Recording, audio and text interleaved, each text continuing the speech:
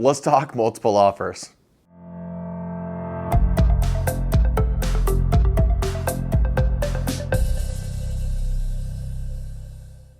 Hey guys, I'm Zach Sykes at Homestead & Co. And today I wanted to talk with you about multiple offers.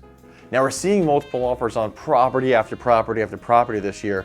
We're actually seeing more often than not. So what do we do? First off, let's go into why we're seeing the multiple offers. This year in 2020, and we anticipate it to continue going in 2021, has seen historically low inventory. Right now we're sitting at around 3,300 homes currently on the market, where traditionally we're gonna have somewhere between 7,000 and 10,000 homes on the market. So why is that? What's interesting is that new home listings hitting the market is actually up between 4 and 5% this year, which is in the normal range for Oklahoma City or Oklahoma Metro in our market.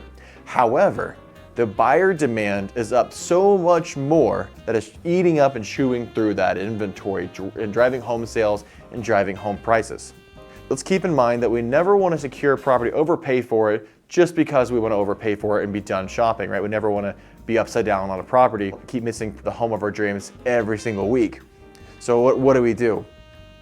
The advice we give our agents and our homeowners is as simple as we can make it. Make the best offer you can, whether you get the home or you don't. What I mean by that is, if you get the house, you're not getting buyer's remorse and kicking yourself in the tail because you overpaid for it. Or if you miss the house, you're not kicking yourself in the tail wishing you would have offered a little bit more for it. There's a fine balance in there, and you as the buyer get to figure that out.